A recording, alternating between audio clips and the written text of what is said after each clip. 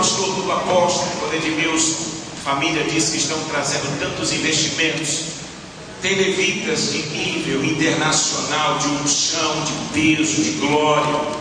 E às vezes nós dizemos: Deus, por que minha vida não muda?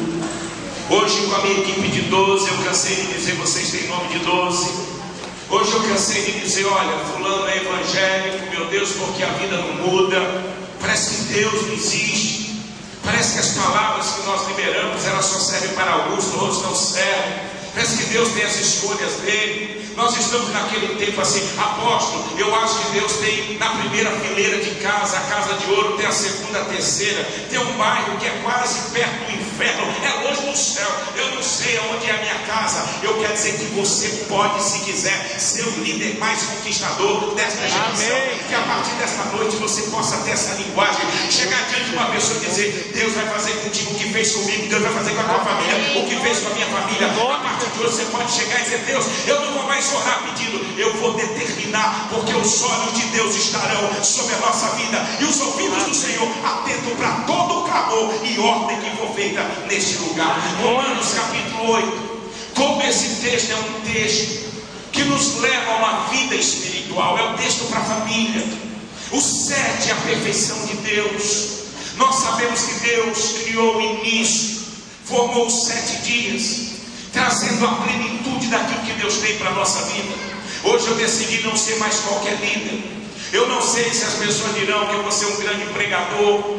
Eu não sei se muitos discípulos dirão: apóstolo, eu quero ser igual ao Senhor. Mas eu decidi, pastor Clodoilson, que eu quero ouvir a voz do Espírito dizendo: você foi aprovado, as suas ações foram aprovadas. Eu decidi que quero ouvir a voz de Deus dizendo: este é o caminho da tua vitória, não desvie nem para a direita nem para a esquerda, porque onde tu fores eu estarei contigo. Eu decidi chegar diante da minha casa e decretar que a minha casa será a igreja mais poderosa desta geração. Eu decidi, líderes, olhar para o meu passado e dizer: acabou a minha derrota, eu nasci para andar em vitória. Eu decidi olhar para mim e não me dá o direito de andar chorando, de não me sentir pequeno, porque se Deus nos salvou, é para a glória dele que nós vamos viver. E se Deus salvou a nossa vida, vai salvar toda a nossa família. Diga: eu recebo. Dê um aplauso ao Espírito Santo.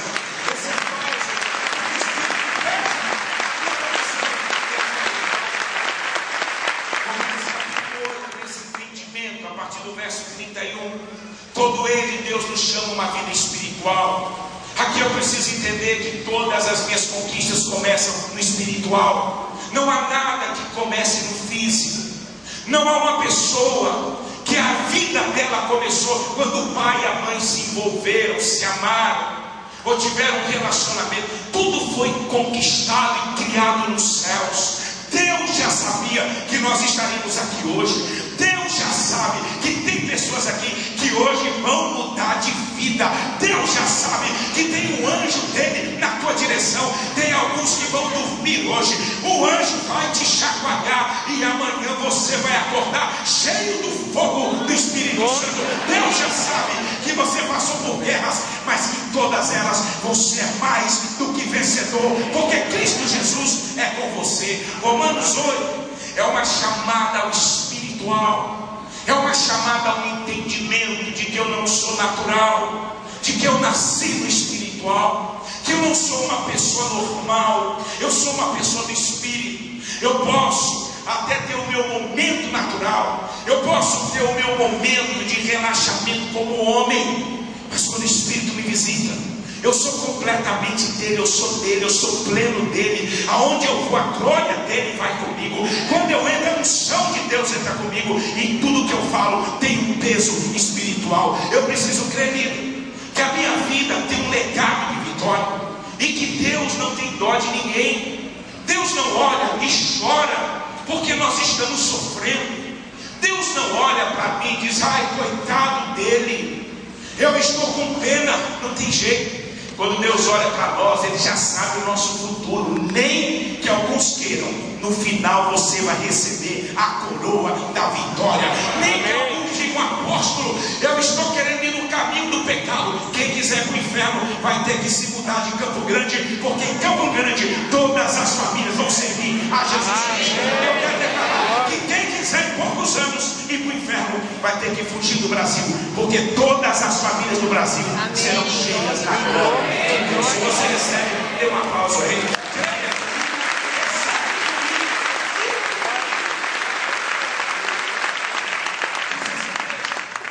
Que diremos, pois, a estas coisas? Se Deus é por nós, quem será contra nós? É uma pergunta. Verso 32. Aquele que nem mesmo a seu próprio filho poupou, antes o entregou por todos nós, como não nos dará também com ele todas as coisas? Verso 33. Quem tentará acusação contra os escolhidos de Deus? É tudo pergunta. Aí vem uma resposta. É Deus quem o justifica. Diga glória a Deus. Glória a Deus. Verso 34. Quem os condenará? Foi Cristo quem morreu, ou antes ele ressuscitou ou ressurgiu dentre os mortos, o qual está à direita de Deus e também intercede por nós. Verso 35. Quem nos separará do amor de Cristo? É uma pergunta. Esse texto é recheado de perguntas. Esse texto, ele nos traz a conclusão das respostas da boca de Deus. Mas nós vamos entender 7 visitações que não são humanas, elas são espirituais. As 7 visitações: tribulação, angústia, perseguição, fome, nudez, perigo ou espada, elas não são visitações humanas. Eu preciso ter essa teologia. Eu preciso crer nessa palavra de avivamento. Eu preciso olhar para a circunstância e dizer: Deus, eu não aceito essa circunstância. Ou eu decido acreditar que tudo isso é natural e eu vou ser visitado e vou ser destruído. Ou eu decido olhar e dizer: é uma visitação de espíritos, são principados e demônios. Porque se Romanos 8 inteiro, Deus começa dizendo do poder do Espírito, que não há condenação para aqueles que estão no Espírito, aqueles que vivem no Espírito de Deus. Essas 7 visitações, elas vêm para destruir a igreja. Essas 7 visitações são portas abertas que entram dentro da família. Aqui no templo, no culto, é muito fácil estarmos protegidos. Aqui tem pessoas intercedendo. Quando se faz um congresso desse, tem líderes pagando preço. Lá fora tem intercessores, introdutores, então os 12, os apóstolos pagando preço. Aqui se unge a igreja. Aqui se marcha. Aqui diz: eu não aceito enfermidade. Mas como está a intercessão dentro da nossa casa? Eu sei que você ora muito na sua casa. Eu sei que aqui os casais são unidos em oração. Eu sei que os apóstolos oram dedicados aos pastores. Eu sei que nós ungimos a casa. Eu sei que nós chegamos perto de casa quando está tudo difícil e não ficamos murmurando, dizendo: ai meu Deus, o que está acontecendo? Eu vou correr para a igreja para orar. A gente se levanta, a gente pega a intercessão e diz: eu sei que é o diabo. Porém tem 7 visitações que começam dentro de casa. A primeira dela é a tribulação. Tribulação não é uma visitação humana, ela é uma visitação espiritual. E eu decidi, apóstolos, estudar no dicionário, buscar na palavra o que é tribulação, como vem essa força do mal. O nosso dicionário diz que é uma força maligna, que ela vem para aqueles que não estão preparados e se torna mais forte do que eles. A tribulação, como está lá em Apocalipse 7,14, lá em Apocalipse 3,10, e lá em Daniel capítulo 9, dos versos 24 ao verso 27, a tribulação não é algo natural. Ai meu Deus, eu sou assim, eu tenho uma vida tão difícil porque meu pai é responsável, eu tenho uma vida difícil porque o meu líder não cuida de mim. A tribulação é uma visitação do diabo. Quando dentro de casa não foi blindada a nossa alma, quando nós não fomos recebidos pela nossa família, pelos pais, quando tudo estava difícil, tem uma palavra de vitória dizendo: você pode passar por guerra, Você pode até chorar a noite inteira. Você vê como Deus é tremendo. Deus não diz que tu vai chorar de dia. Deus diz à noite pode trazer o choro, mas a alegria minha vai vir pelo amanhecer na tua história. Amém. Deus não diz assim, você vai andar chorando. Diz em Salmo 127, aquele 126 que planta a sua semente, enquanto chora, semeia e ele rega com água, com as lágrimas. Pode esperar, porque um dia vai colher toda a plantação do que fez. É Deus dizendo, todo choro que você chorou em prol da tua casa, em prol dos teus sonhos, em prol daquilo que é projeto, nenhum foi esquecido. Toda a tua lágrima levada pelo anjo diante do altar, e haverá dias que Deus vai responder e vai vir uma colheita no sobrenatural. Porém, a tribulação é para aqueles que aceitam a derrota. O diabo sabe aonde pode tocar na nossa vida. O diabo sabe a fraqueza de Edmilson. Ele sabe a fraqueza de apóstolo Júnior Ayub. Ele sabe a sua fraqueza. Porque não pense você que o diabo é burro, não. Quando nós viemos para o mundo, ele já estava aqui há muito tempo. Ele foi expulso dos céus. E ele faz tudo para que não acreditemos que ele está nessas guerras. A tribulação que nós passamos não é algo natural. Não é culpa do cônjuge. Não é culpa do pai e da mãe. É a forma que nós vemos essa visitação. Hoje eu posso perguntar, qual é a força do mal que pode estar tentando lhe tirar das promessas de Deus? É um dos níveis de visitação de demônios. A tribulação é uma visitação tão profunda que só aqueles que estão cheios de fé podem vencer. Só aqueles que olham para Deus, ainda que ninguém se levante a nosso favor, eu sei quem tenho crido, o meu Redentor vive, e Ele é poderoso para me dar todas as vitórias. A tribulação, ela passa para aqueles que lutam, ou ela continua após Edmilson, para aqueles que acham que ela é natural. Analisa quantas tribulações vieram na sua vida.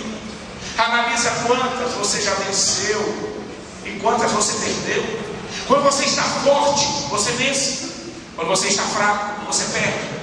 Porque assim como Edmilson até mudou o dedo de Lula, ele tirou o dedo, meu Deus, se tirar mais um dedo de Lula, vai ficar só com 3. Ele dizia assim, o dedo de Lula. Eu dizia, meu Deus, é assim. Mas pode ver quantas tribulações você venceu e quantas você perdeu. As tribulações que nós perdemos, ela traz trauma na nossa vida. Tem pessoas que olham para trás e quando são tocadas naquela área que foram derrotadas, elas passam mal. É como um jovem. Alguém diz assim, você está em guerra emocional, no relacionamento, você tem tudo para casar e ser feliz. Mas quando vem a primeira tribulação na vida emocional, você olha para os seus pais e aquele trauma entrou na sua alma, e logo você pensa, eu vou ser destruído como eles foram. A mesma visitação na minha casa, e o diabo sabe onde pode nos pegar. Quantos líderes eram para ser líderes linha de ponta, avivamento, eram para ser avivalistas, e hoje estão destruídos no banco de igreja, porque as tribulações quando vieram, eles foram derrotados e hoje são traumatizados, cauterizados e não tem mais força para lutar. A tribulação é um laço do diabo para paralisar a nossa conquista. Segundo nível de visitação é a angústia. Sabe o que o dicionário diz de angústia? É uma visitação na mente. É quando Satanás começa a prender a nossa mente. Por isso que nós pregamos sobre a metanoia, sobre a mudança de mente. Por isso que entra Jesus Cristo e diz assim, ei, tenham a mente de Cristo. A mente de Cristo não olha para as lutas. A mente de Cristo não olha, se ele foi crucificado, ele sabia aonde ele ia chegar. Tem nível de morte, mas tem a vida de Deus na nossa frente. A angústia, ela paralisa o líder. Quantos casais angustiados? Esta é a geração da depressão. É a geração de líderes que tem tudo para ser felizes, tudo para conquistar. Líderes que olham para a sua história e dizem, meu Deus, eu tenho um cônjuge que me ama, eu tenho filhos e filhas que me respeitam, eu como o melhor da terra, eu tenho um carro, eu tenho portas abertas, mas eu não sei o que está acontecendo, estou angustiado. Alguns acham que estão cansados, precisa tomar um relaxante muscular, mas as guerras